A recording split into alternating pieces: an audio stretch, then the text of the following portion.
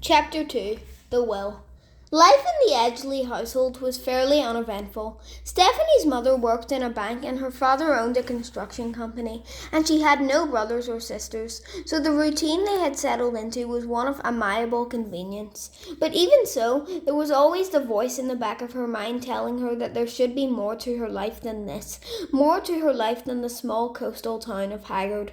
She just couldn't figure out what that something was. Her first year of secondary school had just come to a close and she was looking forward to the summer break. Stephanie didn't like school. She found it difficult to get along with her classmates, not because they weren't nice people, but simply because she had nothing in common with them. And she didn't like teachers. She didn't like the way they demanded respect they hadn't earned. Stephanie had no problem doing what she was told, just so long as she was given a good reason why she should. She had spent the first few days of the summer helping out her father, answering phones and sorting through the files in his office. Gladys, his secretary of 7 years, had decided she'd had enough of the construction business and wanted to try her hand as a performance artist. Stephanie found it vaguely discomfiting whenever she passed her in the street. This 43-year-old woman doing a modern dance interpretation of Faust. Gladys had made herself a costume to go with the act. A costume, she said, that symbolized the eternal struggle Faust was going through, and apparently she refused to be seen in public without it. Stephanie did her best to avoid catching Gladys' eye. If Stephanie wasn't helping out in the office, she was either down at the beach, swimming, or locked in her listening to her music. She was in her room, trying to find the charger for her mobile phone, when her mother knocked on the door and stepped in. She was still dressed in the sombre clothes she had worn to the funeral, though Stephanie had tied back her long dark hair and changed into her usual jeans and trainers within 2 minutes of returning to the house. "We got a call from Gordon's solicitor," her mother said, sounding a little surprised. "They want us at the reading of the will." "Oh," Stephanie responded. "What do you think he left you?" "Well, we'll find out tomorrow." "You too, because you're coming with us." "I am?" Stephanie said with a slight frown. "Your name's on the list. That's all I know. We're leaving at 10, okay? I'm supposed to be helping Dad in the morning." He called Gladys, asked her to fill in for a few hours as a favour. She said as long as she could wear the peanut suit. They left for the solicitors at 10:15 the next morning, 15 minutes later than planned, thanks to Stephanie's father's casual disregard for punctuality. He ambled through the house, looking like there was something he'd forgotten and he was just waiting for it to occur to him again. He nodded and smiled whenever his wife told him to hurry up, said, "Yes, absolutely," and just before he was due to join them in the car, he meandered off again, looking around with a dazed expression. "He does this on purpose," Stephanie's mother said as they sat in the car, seatbelts on and ready to go. They watched him appear at the front door, shrug into his jacket, tuck in his shirt, go to step out, and then pause. "He looks like he's about to sneeze," Stephanie remarked. "No," her mother responded. "He's just thinking." She stuck her head out of the window. "Desmond, what's wrong now?" He looked up, puzzled. "I think I'm forgetting something." Stephanie leaned forward in the back seat, took a look at him and spoke to her mother, who nodded and stuck her head out again. "Where are your shoes, dear?" He looked down at his socks, one brown, one navy, and his clouded expression cleared. He gave them the thumbs up and disappeared from view. "That man," her mother said, shaking her head. "Did you know he once lost a shopping centre?" "He what? I never told you that." "It was the first big contract he got. His company did a wonderful job and he was driving his clients to see it and he forgot where he put it. He drove around for almost an hour until he saw something he recognized. He may be a very talented engineer, but I swear he's got the attention span of a goldfish. So unlike Gordon. They weren't very alike, were they?" Her mother smiled. "It wasn't always that way. They used to do everything together. The three of them were inseparable." "What, even Fergus?" "Even Fergus. But when your grandmother died, they all drifted apart. Gordon started mixing with a strange crowd after that." "Strange in what way?" They probably just appeared strange to us," her mother said with a small laugh. "Your dad was getting started in the construction business and I was in college and we were what you might call normal.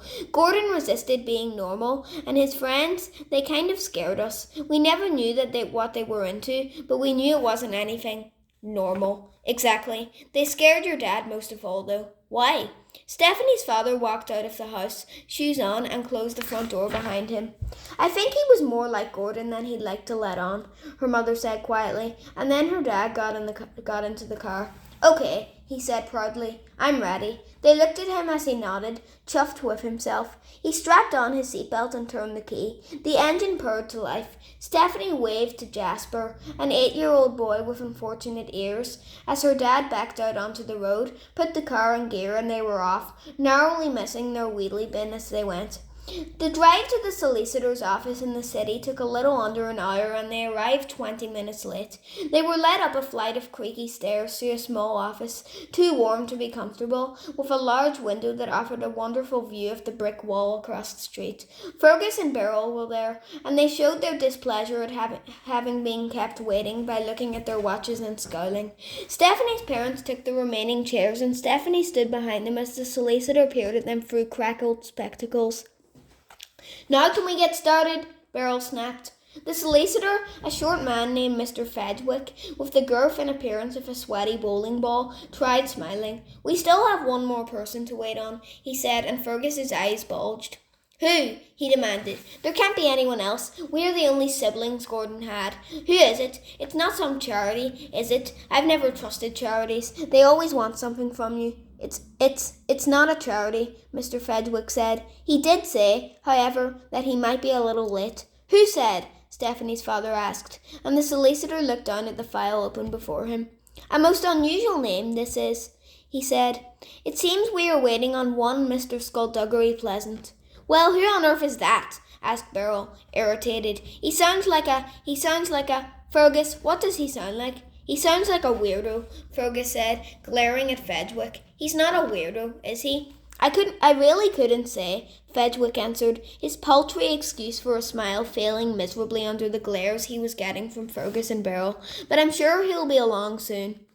Fergus frowned, narrowing his beady eyes as much as he was possible. How are you sure? Fedwick faltered, unable to offer a reason, and then the door opened and the man in the tan overcoat entered the room. Sorry I'm late, he said, closing the door behind him. It was unavoidable, I'm afraid.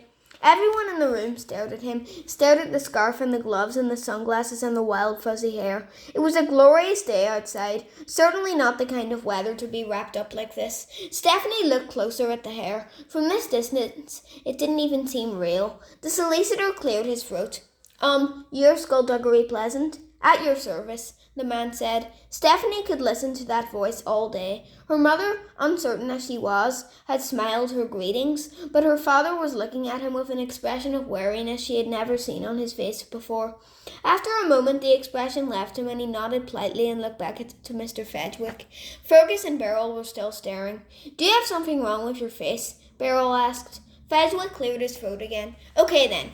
Let's get down to business, now that we're all here. Excellent. Good. This, of course, being the last will and testament of Gordon Edgley, revised last almost 1 year ago. Gordon has been a client of mine for the past 20 years, and in that time I got to know him well. So let me pass on to you, his family and friend, my deepest... Yes, Fergus interrupted, waving his hand in the air. Can we just skip this part? We're already running behind schedule. Let's go to the part where we get stuff. Who gets the house? And who gets the villa? Who gets the fortune? Beryl asked, leaning forward in her seat. The royalties, Fergus said. Who gets the royalties from the books? Stephanie glanced at Skulduggery Pleasant from the corner of her eye. He was standing back against the wall, hands in his pockets, looking at the solicitor. Well, he seemed to be looking at the solicitor. With those sunglasses he could have been looking anywhere. She returned her gaze to Fedwick as he picked up a page from his desk and read from it.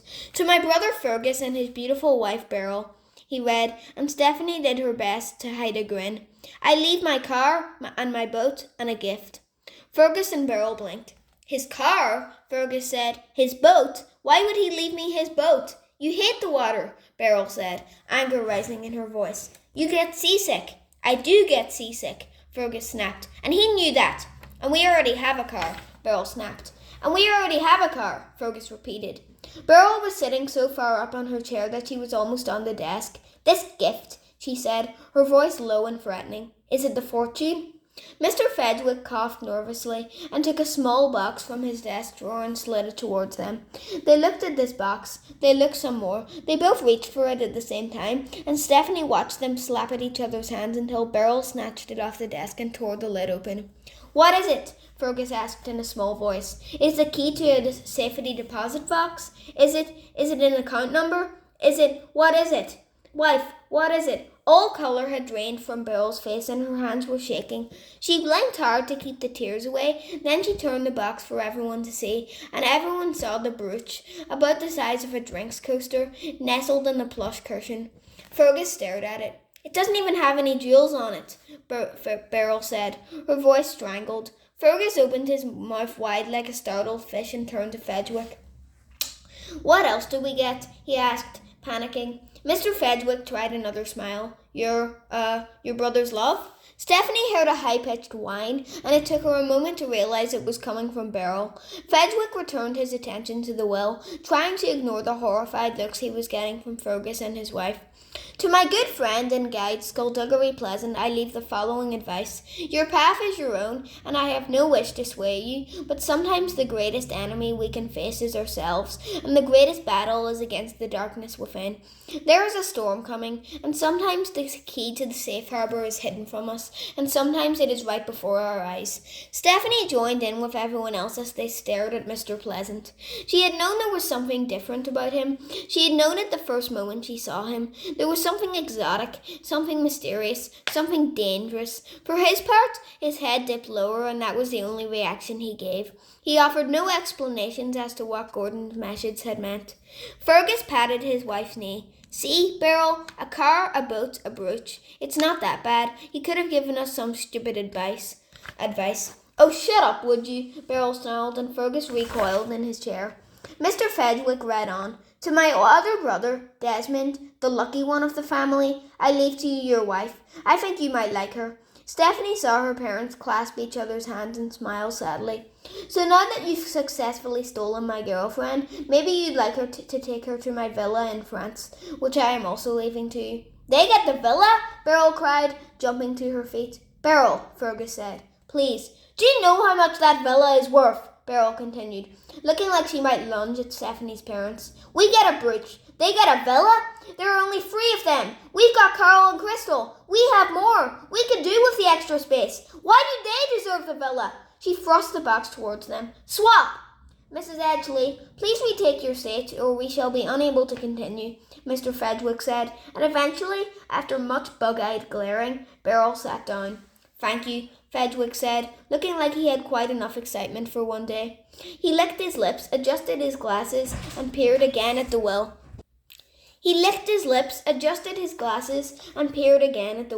If there is one regret that I have had in my life, it is that I have never fathered any children.